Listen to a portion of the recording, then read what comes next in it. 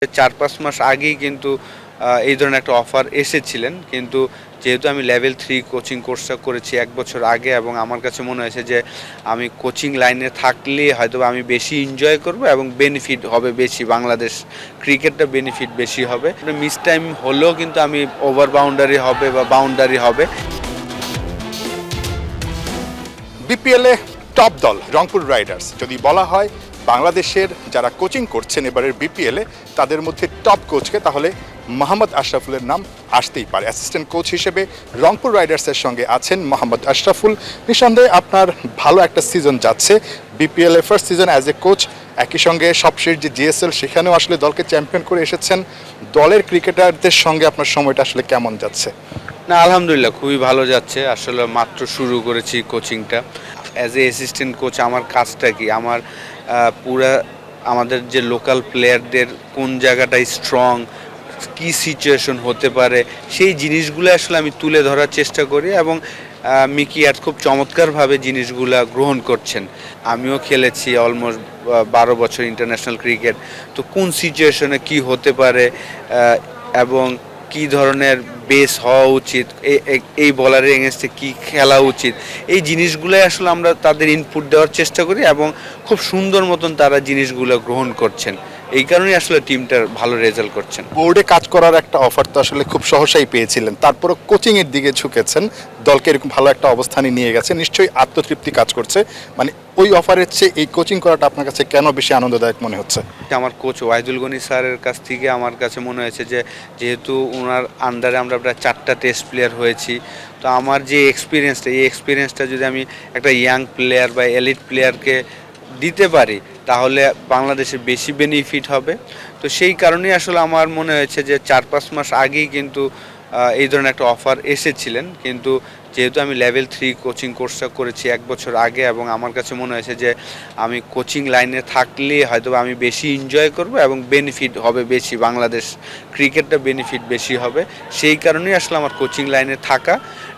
এই কাজগুলো হয়তো বা যদি বেঁচে থাকি শেষের দিকে হয়তো আমার করা সম্ভব হবে, কিন্তু এখন যেহেতু আমার এনার্জি আছে, আমি সকাল থেকে সন্ধ্যা পর্যন্ত মাঠে থাকতে পারি, তো আমার মনে হয় যে কোচিংয়ে এই কারণে আমার বেছে নেওয়াটা। নিঃসন্দেহে আপনার একটা আত্মতৃপ্তি কাজ করছে। এবারের বিপিএলে যেই উইকেটটা, মানে অনেক বেশি রান হচ্ছে, আমরা 200+ ইনিংস দেখছি, রান দেখছি, আবার কন্ডিশন সব কিছু মিলে আপনার কাছে কি মনে হচ্ছে?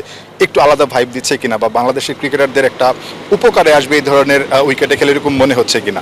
লোকাল প্লেয়ার যদি খেয়াল করে থাকেন যে সবাই ভালো করছেন, বিকজ অফ আমাদের এনসিএল টি20টা হয়েছে সেই কারণে, এবং উইকেটও এবার অসাধারণ দিচ্ছেন। ঢাকাতে চমৎকার উইকেট ছিল, এখানেও চমৎকার উইকেট পাচ্ছি। যদিও সিলেটের গ্রাউন্ডটা একটু বড় করলে হয়তো বা বলারদের জন্য একটু বেনিফিট হতো। ছোট গ্রাউন্ডের কারণে আসলে ব্যাটসম্যানদের কি সুবিধা হচ্ছে বা ক্রিকেটারদের কি সুবিধা হচ্ছে?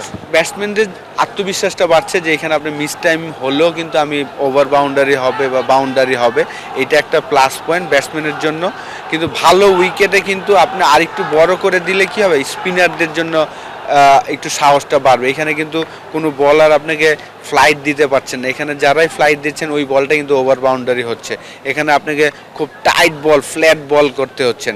সেই জায়গায় কিন্তু আপনার একটা জিনিস শিখছেন যে আপনি ফ্ল্যাট বল করা শিখছেন, কিন্তু একটু মাঠটা বড় হলে কিন্তু আপনার স্পিন করাটাও শেখা হতো।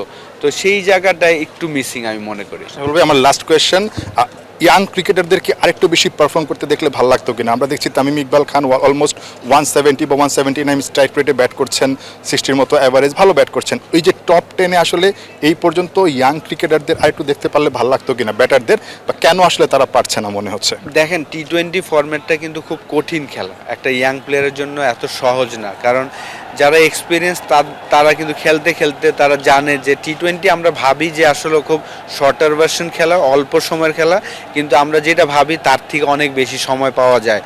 তো এই কারণে যারা এক্সপিরিয়েন্স তারাই পারফর্ম করে। আপনি যদি খেয়াল করে থাকেন, ইয়াং প্লেয়াররা তারা ভাবে যে 20 ওভারের খেলা সময় নেই, কিন্তু আপনি যেটা ভাবেন তার থেকে অনেক বেশি সময় কিন্তু থাকে।